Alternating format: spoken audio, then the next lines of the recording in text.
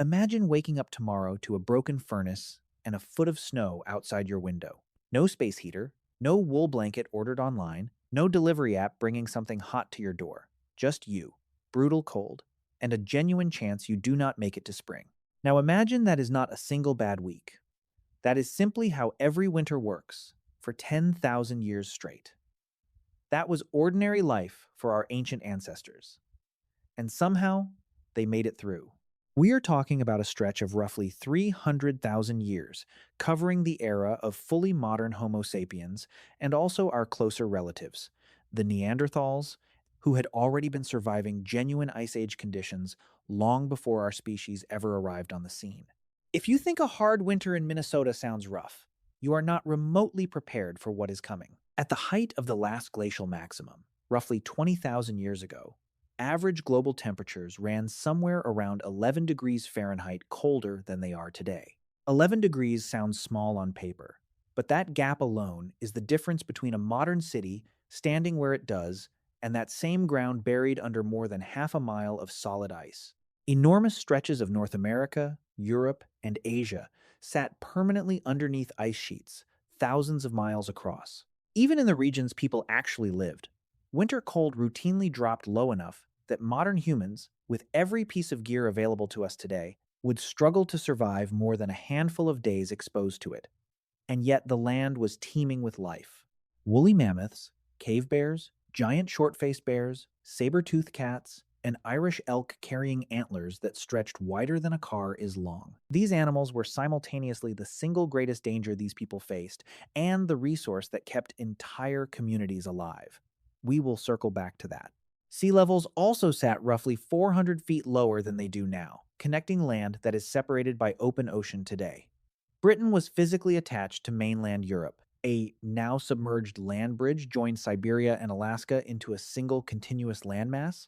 The entire map of the world looked fundamentally different, and ancient people were walking across ground that now sits at the bottom of the sea. This was the world, freezing, hostile, almost unrecognizable compared to anything alive today, and completely full of people working out how not to die in it. So how exactly did they manage that? If untangling exactly how people pulled that off is the reason this channel has your attention, subscribing just means the next investigation, like it lands in front of you, automatically. Start with the obvious answer, because it deserves more credit than it usually gets. Fire. Humans had been controlling flame for somewhere between 400,000 and 1 million years by the time serious Ice Age winters became a defining challenge, with sites such as Wonderwork Cave in South Africa showing evidence of controlled fire use stretching back roughly a million years. Fire was not a recent breakthrough when the deep cold hit. It was old, thoroughly understood technology, and it was doing considerably more work than simple warmth. Cooking made calories dramatically more accessible, since cooked food delivers far more usable energy than raw food for the same effort digesting it. The anthropologist Richard Wrangham has argued persuasively that cooking is precisely what allowed the human brain to expand as dramatically as it did, since our digestive tract could shrink once fire took over part of that metabolic burden, freeing up energy the brain could use instead. Fire also kept predators at bay through the long, dangerous nights, since large Ice Age carnivores generally avoid open flame instinctively, giving a sleeping group a genuine chance at seeing morning. Beyond that, fire-hardened wooden spear points into more effective weapons, provided light through stretches of winter darkness lasting 16 hours a day, dried soaked clothing before it could cause hypothermia, and warmed enclosed shelters to survivable temperatures. Maintaining that flame was itself a specialized, critical skill, since losing a fire during a blizzard with no way to restart it could be a death sentence, which suggests the person responsible for keeping the communal flame alive may have ranked among the most valuable members of any group, arguably above even the most skilled hunter. Starting a fire from nothing using hand drills or a bow drill and natural tinder is genuinely difficult, even for a practiced modern bushcraft instructor working in mild, dry weather and attempting it in howling wind with soaked material during an actual blizzard borders on impossible. That single fact reframes an entire winter strategy. The goal was never really starting fire. It was never letting it die in the first place, carrying embers between camps, banking coals under ash overnight, and treating an active flame as a resource nearly as precious as food itself.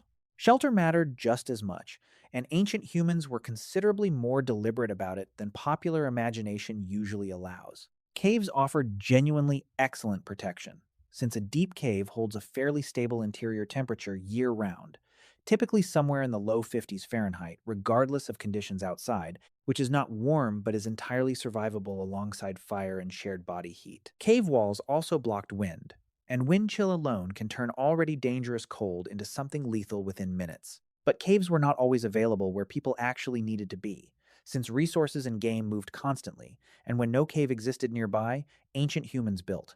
Excavated shelter sites across Europe and Asia revealed genuinely organized interiors, stone-lined fire pits positioned for maximum heat spread, designated sleeping areas, separate zones for tool making and food preparation, even apparent storage spaces, evidence of planned, deliberate use of space, rather than an animal simply taking refuge in a hollow.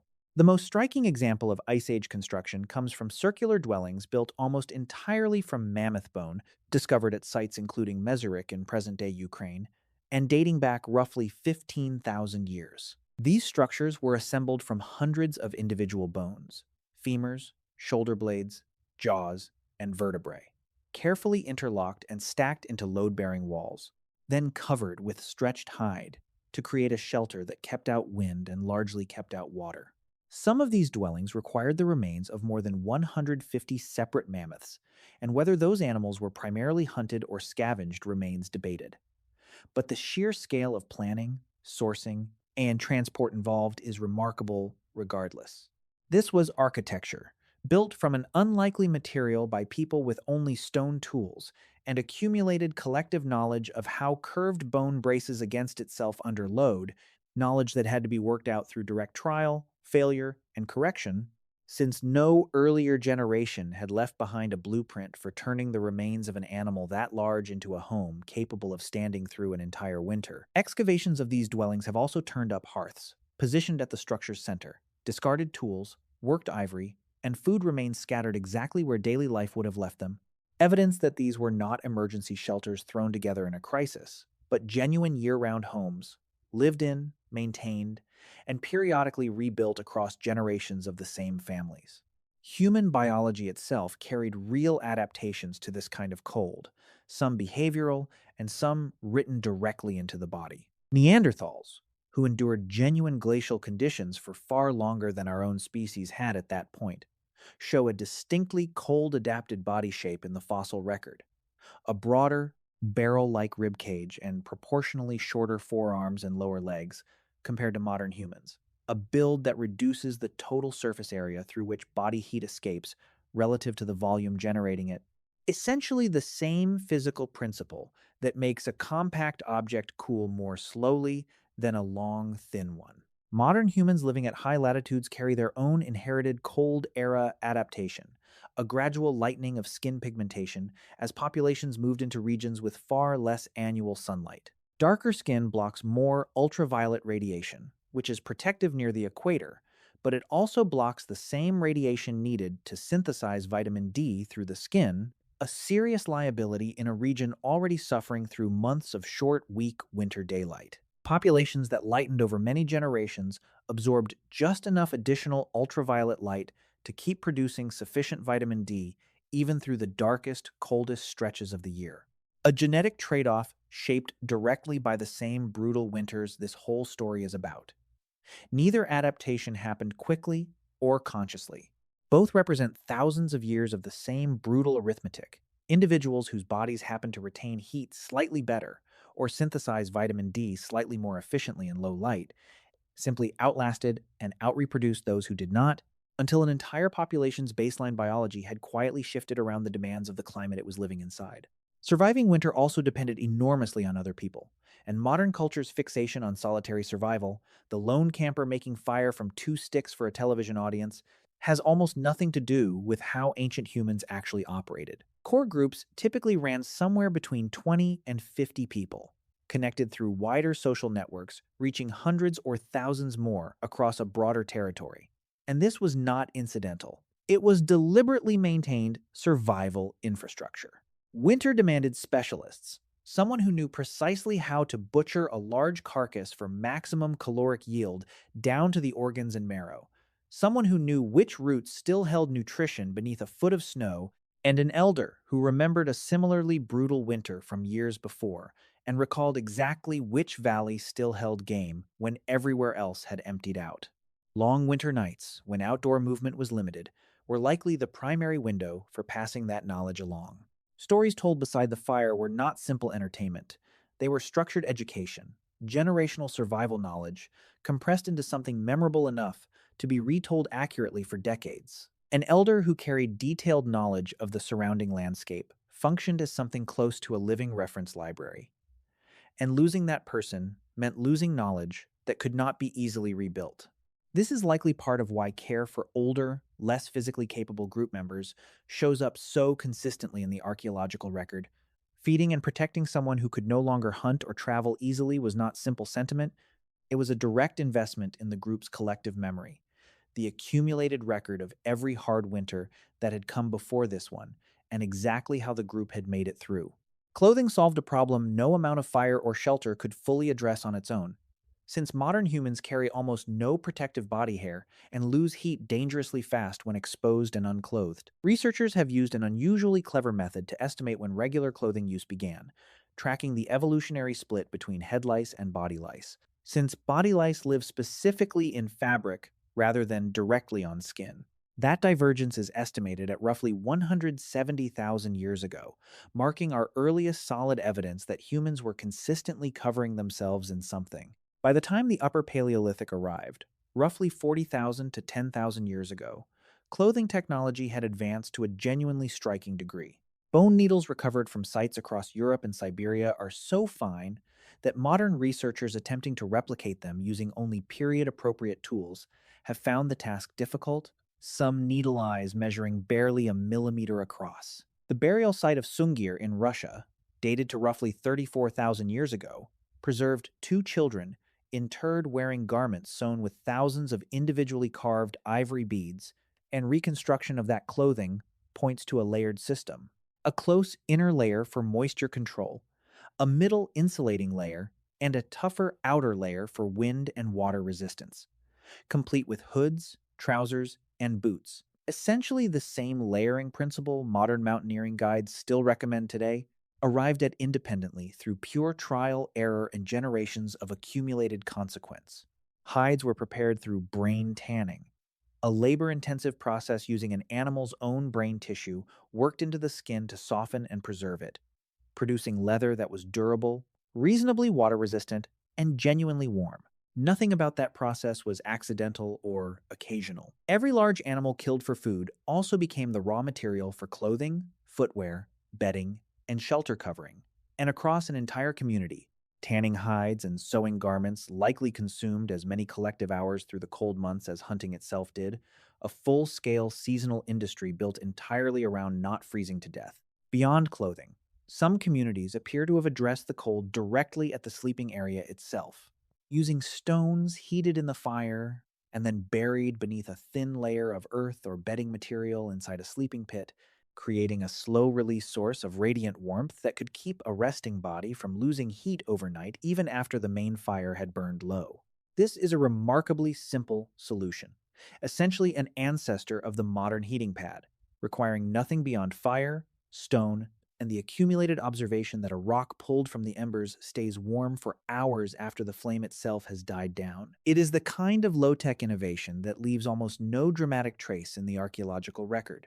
No elaborate tool, no carved artifact, just a cluster of fire-cracked stones in an otherwise unremarkable patch of ground, and yet it likely made the difference between a genuinely restful night and a slow, dangerous slide into hypothermia for people sleeping through the coldest hours before dawn. Staying warm also demanded an enormous number of calories, since a body actively fighting off cold can see its resting metabolic rate climb sharply above normal, and any additional physical activity, hunting, hauling firewood, building, pushed that demand even higher. Falling short of that demand did not produce mild fatigue. It produced hypothermia, slowed thinking, failing coordination, and death, often quickly. This is why fat, rather than protein or carbohydrate, functioned as the single most valuable nutrient of the Ice Age, since fat delivers more than double the calories per gram of either alternative and is exactly what the body burns to generate heat. Large Ice Age megafauna mattered enormously here. A full grown woolly mammoth could weigh several tons, a considerable share of that insulating and marbled fat, and a single successful kill could plausibly provide hundreds of thousands of calories, enough to sustain dozens of people for weeks.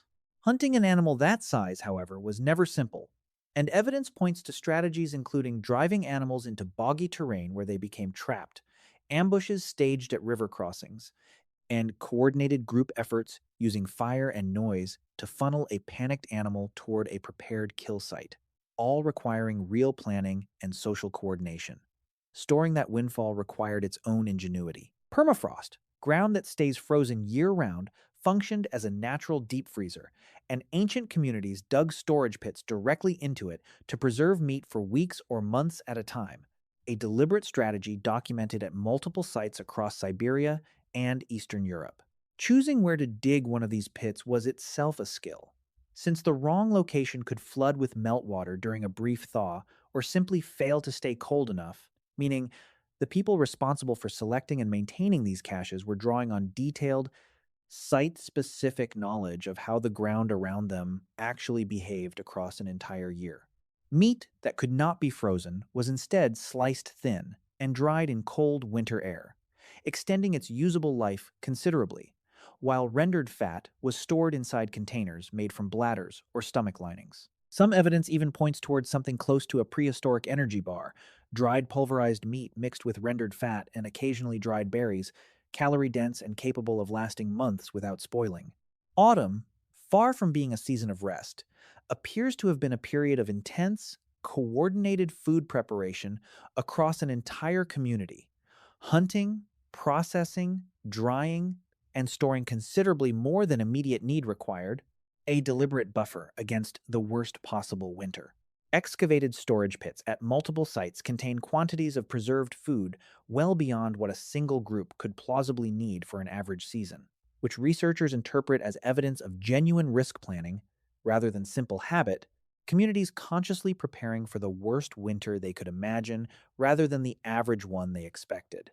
Not every group tried to wait out the cold in a single fixed location. Reindeer and bison herds moved hundreds of miles between summer and winter range, and human groups that depended on them moved accordingly rather than staying behind in a landscape that had already emptied out. Across Ice Age Europe, settlement patterns suggest many groups spent summers in higher, open terrain and moved into sheltered river valleys for winter, since valleys blocked the worst wind, tended to keep at least some water unfrozen, and drew in game animals seeking the same, lower, more sheltered ground. This movement was clearly planned rather than improvised, since stone tool analysis shows certain rock types being carried over distances spanning hundreds of miles, evidence of groups traveling repeatedly along known routes between familiar locations rather than wandering aimlessly, carrying detailed, generationally accumulated knowledge of an enormous territory.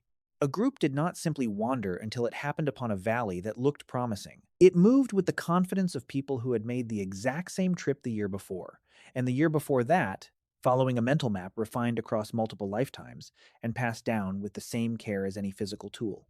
All of this, fire, shelter, clothing, food, movement, ultimately traces back to a single underlying capability: the ability to imagine a future problem before it arrives and design a solution for it in advance, something no other animal appears to manage at anything close to the human level. Cave paintings found across sites in France and Spain, dating from roughly 40,000 to 17,000 years ago, are usually discussed purely as art or symbolic expression, and they likely were both of those things, but some researchers have proposed they may have doubled as something closer to a visual knowledge archive: detailed, anatomically accurate depictions of horses, bison, mammoths, and reindeer, tracking seasonal behavior and appearance across generations on the most durable medium available, stone. A related and genuinely unexpected piece of evidence comes from a site called Dolní Věstonice in the present-day Czech Republic, where archaeologists recovered small, fired clay figurines dating back roughly 26,000 years Evidence of deliberate kiln firing that may represent the earliest known ceramic technology on Earth, developed not for pottery or cooking vessels, but seemingly for symbolic or ritual figures, created by people who were simultaneously managing some of the harshest winters our species has ever faced. That detail alone reframes how we should picture Ice Age life. This was not a population with every spare hour consumed by pure survival, leaving no room for anything else. It was a population organized enough, fed enough, and secure enough in its winter systems that some of its members had the time, materials, and motivation to experiment with an entirely new material, discovering that clay hardens permanently when fired, purely for the sake of making something meaningful. The psychological side of winter survival mattered just as much as the physical side, since months of confinement, scarcity, and constant risk create real conditions for social fracture, and the evidence for shared ritual, music, and ceremony, including bone flutes dating back roughly 40,000 years, suggests these communities understood that deliberately maintained group cohesion was itself a survival tool. A group that holds together through the darkest months survives it. A group that fractures usually does not. None of that cohesion happened automatically. It required deliberate, repeated investment. Shared meals even when food was scarce. Shared song even when morale was low. Shared ritual marking the return of longer days. Small, repeated acts that reminded everyone in the group they were still, despite everything, in this together. These were not people passively enduring whatever the season handed them. They were actively managing an entire hostile system. The fire that had to be kept alive, the shelter that had to be engineered from whatever material was available, the bodies of animals and even their own bodies adapting under pressure, the knowledge that had to be preserved and handed forward with no writing to store it in. We eventually traded every piece of that hard-won system for central heating, insulated jackets, and the ability to have something hot delivered to our door without stepping outside, which is, on balance, a genuinely excellent trade. No complaints. But it is worth remembering, the next time a furnace clicks on without a second thought, that the entire chain of knowledge making that possible traces back, unbroken, to people who kept a fire alive through a night colder than almost anything the modern world has ever asked us to face.